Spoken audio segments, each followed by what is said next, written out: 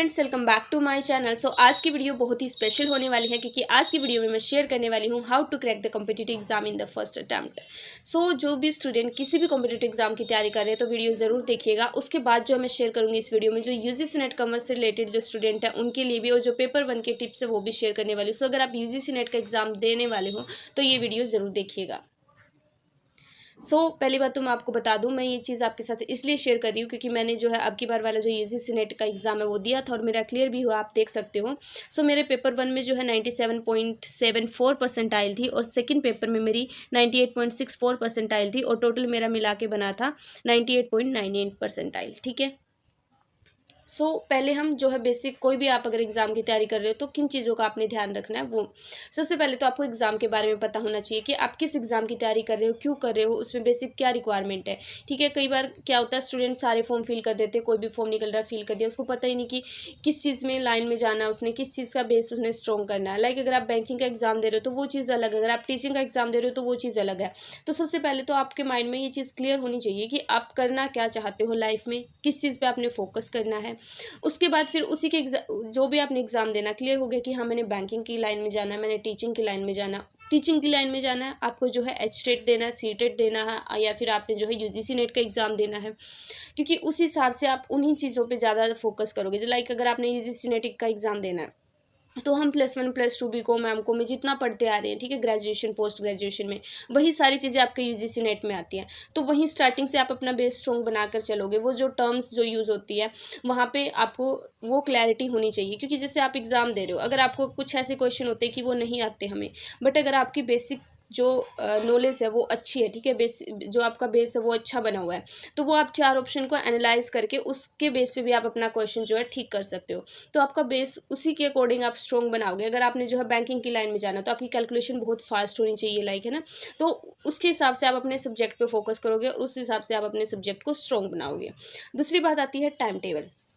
Time table में आपने जो शॉर्ट टर्म और लॉन्ग टर्म दोनों को लेके चलना है। कि शॉर्ट टर्म कि हाँ रात को आप पहले ही सोने से पहले सोच लो कि हाँ कल मैंने ये टॉपिक करनी है, क्योंकि अगले दिन ताकि आप उस चीज़ में टाइम वेस्ट ना करो प्लानिंग में कि नहीं ये कर लेती हूँ, नहीं वो कर लेती हूँ। आपका प्रॉपर टाइम टेबल बना होना चाहिए, उसके अकॉर्डिंग आप चलोगे। ठीक है। लॉन्ग टर्म में हाँ इस मंथ में मेरा ये कंप्लीट होना चाहिए, मैंने ये रिवाइज करना है, ये वाली यूनिट्स मैंने इस मंथ में करनी है, ये ऐसे करना है। तो सारी चीज़ें आपकी पहले ही सेट होनी चाहिए। और रिवीजन तो बहुत ही ज़्यादा इंपॉर्टेंट है। अगर आप साथ साथ रिवाइज नहीं करोगे तो फिर वो पढ़ा लिखा जो है वो फिर पेपर में जाके हम ऐसे सोचते हैं यार मैंने पढ़ा तो था, पढ़ा तो है, कुछ तो था, ऐसे से था, पता नहीं, थोड़ा सा याद नहीं आ रहा। अगर हम रिवाइज नहीं करके जाते ना तो ये दिक्कत बहुत ज़्यादा आती है। अपनी रिवीजन आपकी प्रॉपर टाइम पे होनी चाहिए। जो भी आप पढ़ रहे हो चाहे नया कम पढ़ो, बट जितना पढ़ा उसको अच्छे से करना चाहते हो ना तो उसको टाइम टाइम आपने रिवाइज करना है। ठीक है। दूसरी बात, आपने जो है क्वेश्चन प्रैक्टिस जरूर करने हैं। जो भी प्रीवियस ईयर क्वेश्चन है आप उनको देख के आपको पता लग जाएगा कि आप किस तरह से क्वेश्चन को अटेम्प्ट कर पा रहे हो कि नहीं कर पा रहे हो। आपने सब कुछ बहुत अच्छे से पढ़ा है, बट बहुत सारी चीज़ें ऐसी होती है वो हम क्वेश्चन प्रैक्टिस करके ही सीखते हैं। तो आपने जो है क्वेश्चन प्रैक्टिस जरूर करने हैं। ठीक है। प्रीवियस ईयर क्वेश्चन कर लो, या फिर आजकल तो जो है बहुत सारे ऐप पे आप जो है वो ले सकते हो, सब्सक्रिप्शन ले सकते हो और जो अपने एग्ज़ाम जो है वहाँ पे आप प्रैक्टिस कर सकते हो। ठीक है। इसके बाद फिर आपका टाइम टेबल फिक्स होना चाहिए कि हाँ मैंने इस टाइम से इस टाइम तक स्टडी करनी है। ये नहीं कि हाँ कभी भी कर ली, मन कर गया सो गए। तो आपका जो टाइम है वो फिक्स होना चाहिए स्टडी के लिए। और जब भी आप स्टडी कर रहे हो तो कंटिन्यूसली आप ये नहीं कि 7-7 घंटे तक पढ़ रहे हो, बीच में आपने थोड़ा थोड़ा ब्रेक जरूर लेना है। 1 घंटा पढ़ लिया, 2 घंटा पढ़ लिया, बीच में जो है 5-10 मिनट का ब्रेक ले लिया, उठ के कुछ खा पी लिया, ताकि आपकी जो है आप बहुत एफिशिएंटली काम कर पाओगे। अगर हम कंटिन्यूसली एक ही उसमें पढ़ते रहते हैं ना बैठे बैठे, तो हम खुद भी बोर होने लग जाते हैं, नींद आने लग जाती है, उतना अच्छे से हम काम नहीं कर पाते, उतनी अच्छी आउटपुट नहीं आती। तो अगर हम बीच में छोटा छोटा ब्रेक लेते हैं तो उससे जो है हमारी एफिशिएंसी लेवल जो है वो बढ़ जाता है। साथ में थोड़ा थोड़ा पानी पीते रहो, जिससे आपकी एनर्जी जो है वो बनी रहे, आप अच्छे से एफिशिएंटली काम कर सको। ठीक है। उसके बाद जैसे आपकी 10 यूनिट पेपर 1 में होती है, 10 यूनिट पेपर 2 में होती है, या फिर जो किसी भी आप एग्जाम की तैयारी कर रहे हो तो डिफरेंट सब्जेक्ट होते हैं। जो सब्जेक्ट आपका वीक है या फिर बहुत आपको डिफिकल्ट लगता है, जिसमें ज़्यादा सिलेबस है, उस हिसाब से आप जो उस सब्जेक्ट को टाइम एलोकेट करोगे। ठीक है। और प्रॉपर आपने रिवाइज ज़रूर करना है। उसके बाद अगर आपकी लाइक आपको एक्सरसाइज करनी है, आपको म्यूज़िक सुनना पसंद है, आप जो कुछ गेम खेल रहे हो, तो वो चीज़ भी आप टाइम टेबल में ज़रूर ऐड करना, थोड़ा बहुत टाइम उसे भी देना, ताकि जो है उससे क्या होगा कि आपके अंदर एक एनर्जी रहेगी, एक थोड़ा सा पॉजिटिव वो रहता है, एटीट्यूड रहता है हमारे अंदर, हम रिलैक्स फील करते हैं। अगर हम जो चीज़ चाहते हैं वैसे वो चीज़ें हो, तो वो चीज़ें भी आप अपने टाइम टेबल में ज़रूर ऐड करना। राइट। इसके बाद मैंने बात करी थी पहले भी बेसिक्स की, तो आपका जो बेसिक है वो क्लियर होने चाहिए, ठीक है। इसके बाद फिर क्या है, जो भी आपने लिखा, जो भी आपने पढ़ा, आपने नोट्स बनाए, उस चीज़ को जो आप पढ़ रहे हो तो एक बार पढ़ोगे, दो बार पढ़ोगे, तीसरी बार पढ़ोगे ना, उसमें भी तुम्हें कुछ नया मिलेगा। जब हम चीज़ें रिवाइज करते हैं ना, हर बार कुछ ना कुछ नया मिलता रहता है, ठीक है। वो पहली बार में नहीं समझ आती, कुछ चीज़ें ऐसी होती है, तो बार बार जब हम रिवाइज करते हैं तो हमें नई नई चीज़ें ज़रूर मिलती है, तो रिवाइज करना आपने। दूसरी बात, जो आपने पढ़ा है, जो आपने क्वेश्चन करे हैं, उसको एनालाइज करना कि मैंने कहाँ पे गलती करी, ठीक है, ये मेरी गलती किस वजह से हुई, क्या मैं ये क्वेश्चन ठीक कर सकती थी, क्या मैंने उस टाइम पे ज़्यादा प्रेशर ले लिया इसलिए मेरा ये क्वेश्चन ठीक नहीं हो पाया, क्या टाइम पे आप पेपर कंप्लीट कर पा रहे हो। तो खुद को इवैल्यूएट करना, कौन से टॉपिक में आपको सबसे ज़्यादा दिक्कत आ रही है, क्यों आ रही है, तो उस चीज़ को ठीक करना, करेक्ट करना, ताकि पेपर में हम जो है सेम मिस्टेक ना कर सकें। तो जहाँ पे आपकी मिस्टेक हो रही है उस चीज़ से लर्न करना है, और जो है उससे आगे फिर हमने वो चीज़ पेपर में नहीं करनी है। You learn more from failure than success, don't let it stop you. जितने ज़्यादा क्वेश्चन आपके अब गलत हो रहे हैं पेपर में, उतने ही ज़्यादा सही होंगे, क्योंकि वो आपने गलतियाँ करी, उससे आपने सीखा है, और वो अब आप पेपर में नहीं करोगे, राइट, ठीक है।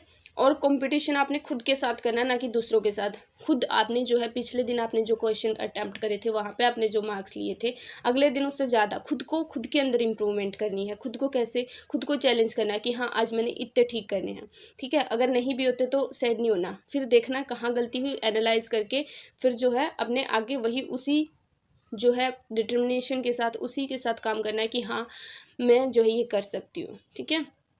तो अगर आप लगातार हार्ड वर्क करते हो, ठीक है, डेडिकेशन है, तो आप जो है अपनी लाइफ में प्रोग्रेस ज़रूर करोगे, चाहे टाइम लग जाए, बट रिजल्ट ज़रूर मिलता है। आपके साथ सिर्फ, आपके पास सिर्फ दो ऑप्शन है, या तो प्रोग्रेस करो या तो एक्सक्यूजेस बनाओ, ठीक है। Hard work plus dreams plus dedication is equal to success, right.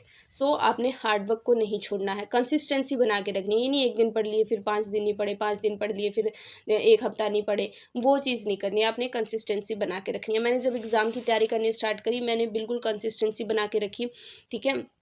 अगर किसी एक दिन बाहर जाना पड़ भी गया, वैसे तो ठीक है हुआ नहीं ऐसा, फिर भी मेरे एग्ज़ाम आ गए थे बल्कि बीच में बीएड के, तो फिर उस चीज़ को कैसे कवर करना है वो चीज़ आपने सीखनी है। सब सारी चीज़ों के बीच में बैलेंस बना के रखना है। पॉजिटिव थॉट्स होने चाहिए आपके अंदर कॉन्फिडेंस होना चाहिए कि हाँ मैं कर सकती हूँ। अगर आप हर टाइम ऐसे सोचोगे नहीं यार मेरे से तो नहीं हो पाएगा, अगर ये हो गया तो वो हो गया, तो जो मैं पढ़ रही हूँ ये पेपर में नहीं आया, तो इससे कुछ नहीं होता। इससे आप जो है नेगेटिव थॉट्स आएंगे, नेगेटिव एनर्जी आएगी, आप पढ़ नहीं पाओगे।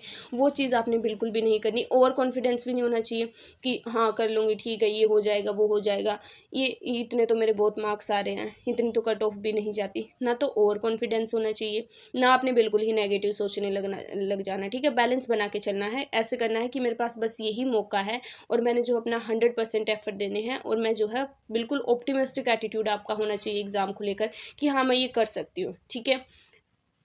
तो आपने इन चीज़ों पे, बहुत सारे लोग ये भी कहेंगे कि नहीं तू कर नहीं पाएगी, तो उन्हीं को तो करके दिखाना है कि हाँ मैं कर, अब जो ये बोल रहे ना इनको मैं करके दिखाऊंगी, ठीक है। बस आपने पॉजिटिव एटीट्यूड रखना अपना कि यस मैं कर सकती हूँ, मेरी कहाँ गलतियाँ हो रही है मैं उसको ठीक करूँगी, और जब तक ये नहीं होगा तब तक मैं जो है कंसिस्टेंसी बना कर रखूँगी, और जो है इसी पे हार्ड वर्क करती रहूँगी, ठीक है। तो आपका एग्ज़ाम ज़रूर क्लियर होगा। बाकी all the best all of you. फिर उसके बाद आपने जो है अपनी माइंड बॉडी को ज़रूर ध्यान रखना है। मैं अगर अपनी बात करूँ तो मैं डेली सुबह कहाँ मंदिर जाती थी, ठीक है, 5 बजे, 5:30 बजे, 6 बजे, मोस्टली मैं 5:30 बजे ही जाती थी, ठीक है। तो वहाँ जाके थोड़ा सा बैठ के भगवान से बात करनी, थोड़ा सा माइंड इतना रिलैक्स होता था ना। मैं रात को पढ़ती थी, दिन में सोती थी, ठीक है। सारी रात पढ़ना, सुबह नहा धो के मंदिर जाना, आके फिर थोड़ी देर पढ़ना, फिर सो जाना, ठीक है। तो उसके बाद फिर क्या होता था, मंदिर जाके सारी रात जो पढ़ाई रात को पढ़ पढ़ के थोड़ा सा टेंशन भी हो जाती थी, तो वहाँ जाके सब कुछ सेट हो जाता था। दोबारा से वो पॉजिटिव एनर्जी आने लगती थी कि हाँ मैं कर सकती हूँ, ठीक है, भगवान मेरे साथ हैं। तो वो चीज़ आप थोड़ा सा मेडिटेशन कर सकते हो, और सारी चीज़ प्रॉपर आपने जो अपनी प्लानिंग करनी है कि किस स्टडी से रिलेटेड, ठीक है, कि कैसे आपने रिवाइज करना है, कितना आपके पास टाइम है उस हिसाब से।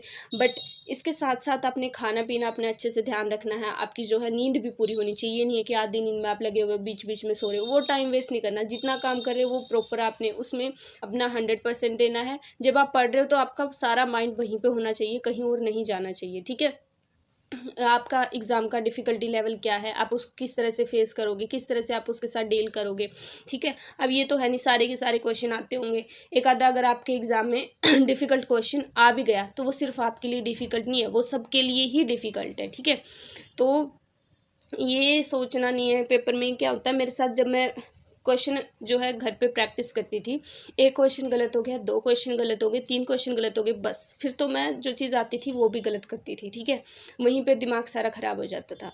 तो इस चीज़ से फिर मैंने धीरे धीरे ये चीज़ अपनी ठीक करी और पेपर में ऐसा नहीं हुआ। तो वही चीज़ है, जब हम घर पे प्रैक्टिस करेंगे पहले प्रॉपर अच्छे से और चीज़ों को एनालाइज करेंगे, ठीक करेंगे, इम्प्रूव करेंगे खुद के अंदर, तो फिर वो चीज़ें पेपर में आपको दिक्कत नहीं देंगी ठीक है। तो इन सारी चीज़ों का आपने ध्यान रखना है कि अगर ये क्वेश्चन बाहर से आया, आउट ऑफ सिलेबस है, मैंने तो ऐसा पढ़ा नहीं, तो बाकी बच्चों ने भी नहीं पढ़ा होगा, ठीक है, उनके लिए भी सेम ही है, ठीक है।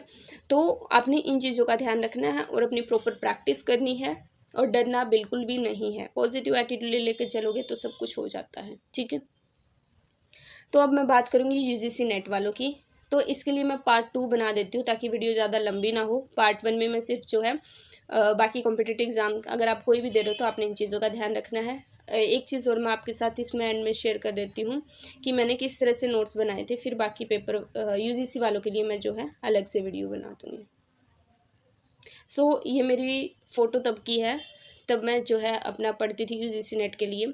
तो मैंने कुछ इस तरह से जो अपने नोट्स बना के, जो चीज़ें ऐसी होती थी ना कि वो चीज़ें रट्टा ही मारनी है, मतलब याद ही करनी है आपने, आप उसमें कुछ नहीं कर सकते, मतलब कुछ लॉजिक तो लग नहीं रहा, जैसे कौन सी थ्योरी किसने दी है, ये वो, ठीक है, वो इतना सारा कुछ होता है।